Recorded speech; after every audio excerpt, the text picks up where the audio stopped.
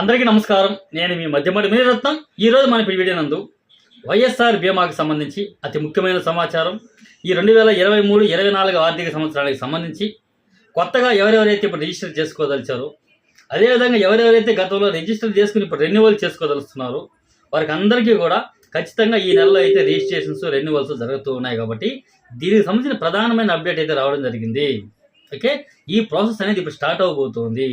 కాబట్టి ఖచ్చితంగా ప్రతి ఒక్క నిరుపేద అంటే రైస్ కార్డు ఉన్న ప్రతి కుటుంబం ఖచ్చితంగా ఇప్పుడు చెప్పే ఇన్ఫర్మేషన్ ఖచ్చితంగా మీరు తెలుసుకోవాలి. దీంతోపాటు ఇలాంటి ఇన్ఫర్మేషన్ వీడియోలో మాత్రం ఖచ్చితంగా ఎక్కడ స్కిప్ చేయకుండా పూర్తిగా చూడండి.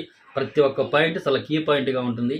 ఓకే, మొట్టమొదటిగా ఈ వైఎస్ఆర్ బీమా అంటే ఏంటంటే, ఈ వైఎస్ఆర్ బీమా అనేది రాష్ట్ర ప్రభుత్వం రైస్ కార్డు ఉన్న ప్రతి నిరుపేద కుటుంబానికి, అంటే దాదాపు మన రాష్ట్రంలో 1,22,00,000 మందికి రైస్ కార్డ్స్ కలిగి ఉన్నారు. సో వారికి అందరికీ కూడా ఈ వైఎస్ఆర్ బీమా అనేది ప్రతి కుటుంబానికి రాష్ట్ర ప్రభుత్వం ఉచితంగా చేస్తూ ఉంది. ఓకే, ఇక్కడ గమనించాల్సిన విషయం ఏంటంటే, ఇక్కడ ఏ పేద ప్రజలు కూడా, ఏ కుటుంబం కూడా ఎక్కడా ₹1 కూడా కట్టాల్సిన అవసరం లేదు.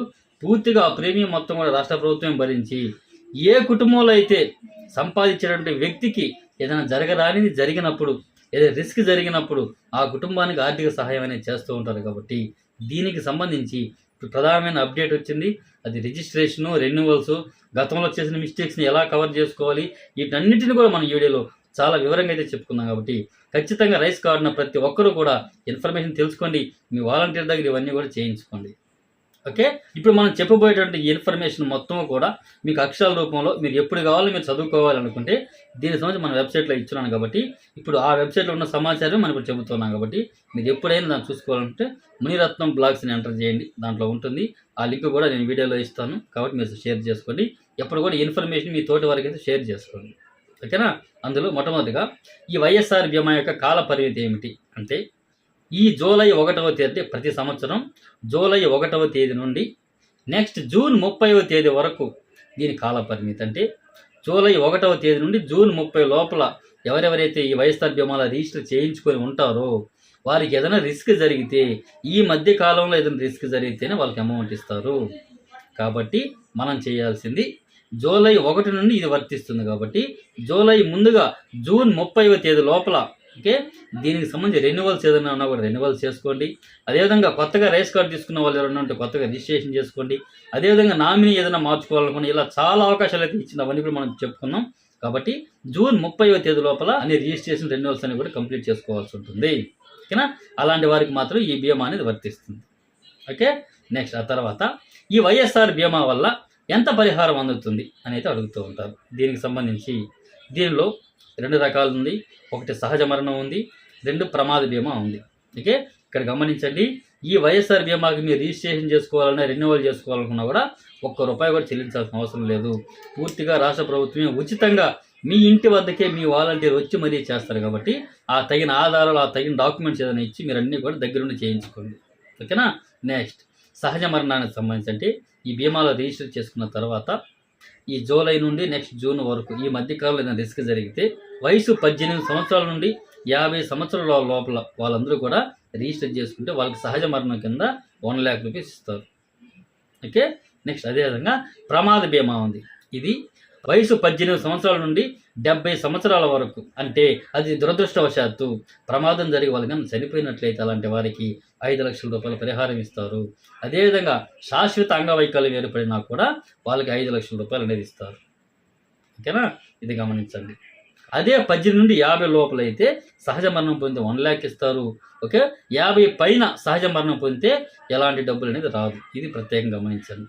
ఓకేనా. అదే 50 పైన వాళ్ళు కూడా వాళ్ళకి యాక్సిడెంట్లో వాళ్ళు ఏదైనా ఇబ్బంది కలిగితే మాత్రమే అమౌంట్ ఇస్తారు. ఓకేనా. నెక్స్ట్ ఈ వైఎస్ఆర్ బీమాలో రిజిస్టర్ చేసుకోవాలంటే ఉండాల్సిన అర్హతలు ఏమిటి అంటే, దీనికి సంబంధించి గవర్నమెంట్ ఇచ్చిన గైడ్లైన్స్ మనం చూద్దాం. ఓకే, దీనిలో రిజిస్టర్ అవ్వాలంటే వయసు 18 నుండి 70 సంవత్సరాల లోపల ఉండాలి. ఇది నెంబర్ 1. నెక్స్ట్ ఆ తర్వాత వీళ్ళు బీపీఎల్ కుటుంబానికి చెందిన వాళ్ళు ఉండాలి. బీపీఎల్ అంటే బిలో పావర్టీ లైన్, అంటే రైస్ కార్డున ప్రతి కుటుంబం దీనికి ఎలిజిబుల్ అవుతారు. ఓకే, నెక్స్ట్ అదేవిధంగా కుటుంబంలో సంపాదించేటువంటి వ్యక్తిని బ్రెడ్ ఎర్నర్ అంటారు, అంటే కుటుంబ పోషకుడు అని అర్థం. సో అలాంటి వారికి మాత్రమే బీమా అనేది చేయాల్సి ఉంటుంది. నెక్స్ట్ కుటుంబ పోషకుడు అంటే ఇక్కడ చాలా మంది కూడా ఆ కుటుంబంలో కుటుంబ పెద్ద ఎవరైతే ఉన్నారో, వయసులో పెద్దగా ఎవరైతే ఉన్నారో వారిని కుటుంబ పోషకులుగా గుర్తించి చాలా మంది కూడా వారికే బీమా అనేది చేశారు.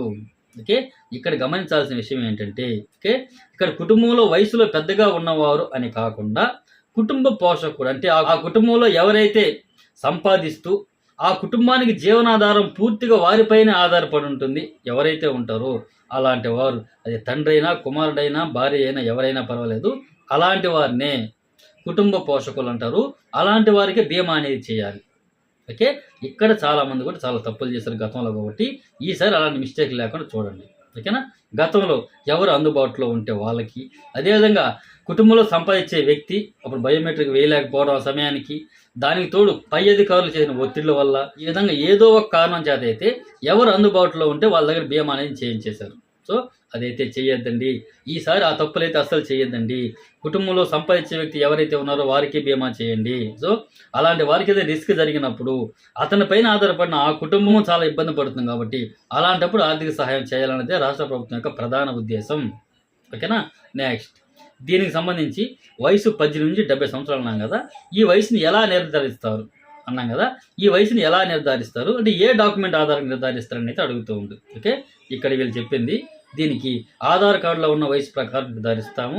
నెక్స్ట్ దీంతో పాటు ఇక్కడ మరో విషయం చెప్పారు, ఆధార్ సెక్షన్ 7 ప్రకారం అక్కడ ఏ డాక్యుమెంట్లు అయితే ఇచ్చారో దాన్ని అంటున్నారు.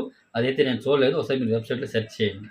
ఓకే, నెక్స్ట్ ఆ తర్వాత నామినీని ఎవరిని ఎన్నుకోవాలి, ఇది ప్రధానం. చాలా మిస్టేక్లు చేసింది కూడా ఇక్కడే. ఓకే, ఇక్కడ దీనికి సంబంధించి రాష్ట్ర ప్రభుత్వం అఫీషియల్గా ఇచ్చింది. సో నామినీని ఎవరిని పెట్టాలి అంటే కుటుంబ పోషకుడిని ఎవరినైతే మనం ఎంచుకొని బీమా చేస్తామో ఆ తర్వాత నామినీని ఫస్ట్ ప్రిఫరెన్స్ ఎవరికి ఇవ్వాలి, సెకండ్ ఎవరికి ఇవ్వాలి, ఈ విధంగా చాలా డీటెయిల్గా ఇచ్చింది. కాబట్టి ఇది ఖచ్చితంగా ప్రతి ఒక్క వాలంటీర్ కూడా అదేవిధంగా ప్రతి ఒక్క ప్రజలు కూడా దీని గురించి తెలుసుకొని ఇదే విధంగా చేయించుకోండి. ఓకేనా, మొట్టమొదటిగా కుటుంబంలో సంపాదించినటువంటి వ్యక్తికి మనం బీమా అనేది చేస్తాం. ఓకే, ఆ తర్వాత వాళ్ళకి నామినీని ఎవరిని పెట్టాలంటే మొట్టమొదటిగా భార్యని పెట్టాలి. ఓకే, ఆ భార్య లేని పక్షంలో కొడుకు కానీ కూతురు కానీ పెట్టాల్సి ఉంటుంది. ఓకే, నెక్స్ట్ ఆ కుటుంబ పోషకుడికి ఒకవేళ అతనికి వివాహం కాలేదు అలాంటప్పుడు తల్లిని కానీ తండ్రిని కానీ మాత్రమే నామినీగా పెట్టాలి. ఓకే, నెక్స్ట్ ఒకవేళ అతనికి తల్లి తండ్రి ఎవరు లేరు, చనిపోయి ఉంటారు. సో అలాంటి వాళ్ళు వారికి వితంతు అయిన సోదరైనా లేదా పెళ్లి కాని సోదరైనా కూడా వాళ్ళని మాత్రమే పెట్టాలంటున్నారు. ఓకే, ఇప్పటి వరకు ఇచ్చినటువంటి నామినీ యొక్క వివరాలు ఈ విధంగా ఇచ్చారు. ఓకే, ఇవి కాకుండా ఇంకా కూడా గ్రౌండ్ లెవెల్లో చాలా ఇష్యూస్ అయితే వస్తాయి. అవన్నీ కూడా మీ సంబంధిత సచివాలయ ఉద్యోగి చెప్పినట్లయితే వాళ్ళు వాళ్ళ పై అధికారులకు సమాచారం తెలిపి దానికి కూడా ఆప్షన్లు అయితే తెస్తారు. ఓకేనా, ఇది నెక్స్ట్ ఈ బీమాని రిజిస్టర్ కానీ రెన్యువల్ కానీ చేసుకోవడానికి చివరి తేదీ ఎప్పుడు స్టార్ట్ అవుతుందని అయితే అడుగుతూ ఉన్నారు. ఓకే, దీనికి సంబంధించి రాష్ట్ర ప్రభుత్వం ఇచ్చిన గైడ్లైన్స్ ఈ రోజు వరకు అయితే ఓకే మే 31వ తేదీన ఇది స్టార్ట్ అవుతుంది. జూన్ 7వ తేదీ వరకు చేయాలి అని అయితే అంటున్నారు. అంటే రెన్యువల్ ఎవరైతే గతంలో ఎవరికైతే బీమా చేశామో వాళ్ళంతా ఇప్పుడు రెన్యువల్ అంటే జస్ట్ వాళ్ళ దగ్గర బయోమెట్రిక్ వేసుకుంటే సరిపోతుంది. కాబట్టి అటువంటి వాళ్ళంతా కూడా జూన్ 7వ తేదీ లోపల చేసుకోండి అనేది అంటున్నారు. కానీ ఇప్పటి వరకు అయితే దీనికి సంబంధించి ఎలాంటి యాప్ కూడా ఇంకా అప్డేట్ అయ్యి రాలేదు. ఓకేనా, మోస్ట్లీ రావచ్చు. ఒకవేళ వస్తే డేట్ పొడిగించి కొంచెం అటు ఇటు కూడా చేస్తారు. ఓకేనా, నెక్స్ట్ దీనికి సంబంధించి వాలంటీర్కి ఎటువంటి లాగిన్ ఉందంటే దీనికి సంబంధించి ఒక మొబైల్ యాప్ ఉంది, YSR Bima 1.17 ప్రస్తుతానికి ఉంది. ఓకే, దీన్ని అప్డేట్ చేస్తారు. ఓకే, అప్డేట్ చేస్తే దీనికి సంబంధించిన లింక్ అనేది మన వెబ్సైట్లో ఇస్తాను, అక్కడి నుంచి మీరు డౌన్లోడ్ చేసుకోండి.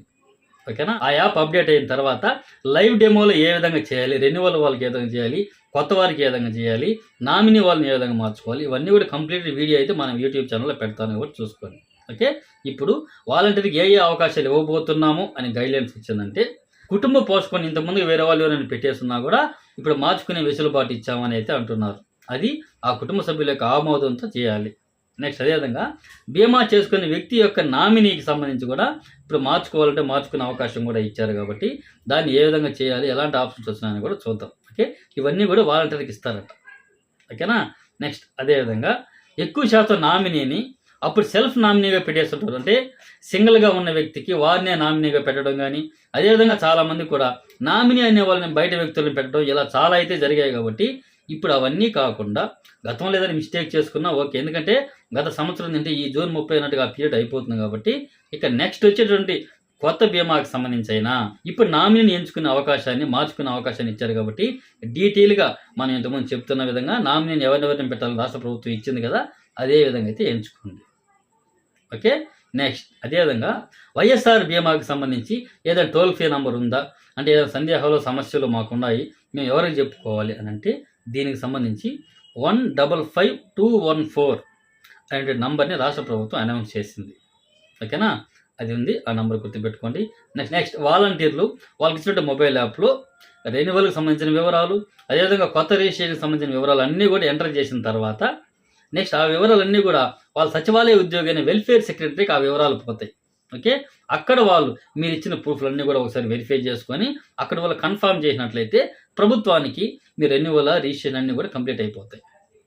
ఓకే, అది వాళ్ళ డ్యూటీ. నెక్స్ట్ ఆ తర్వాత ఇక్కడ కూడా చాలామంది గ్రౌండ్ లెవెల్లో వచ్చే సమస్య ఏంటంటే కొన్ని చోట్ల కొన్ని గ్రామాల్లో ఎక్కువ శాతం జరుగుతూ ఉంటుంది ఇది.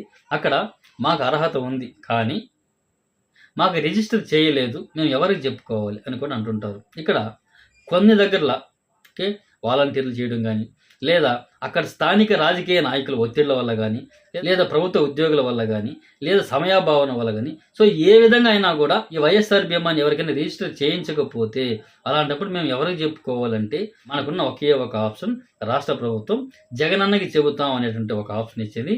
1902 నెంబర్ అయితే ఇచ్చింది కాబట్టి వాళ్ళకి కాల్ చేసి మీ సమస్యను చెప్పగలరు. ఓకేనా, ఇదండి వైఎస్ఆర్ బీమాకి సంబంధించి ప్రాథమికమైన సమాచారం. కాబట్టి కొత్తగా రిజిస్ట్రేషన్స్, రెన్యువల్స్, అదేవిధంగా నామినీని మార్చుకోదలిసినా కూడా అన్ని అవకాశాలు ఇప్పుడు ఇస్తున్నారు కాబట్టి ఖచ్చితంగా ప్రతి ఒక్కరూ కూడా చాలా జాగ్రత్తగా చేయించుకోండి.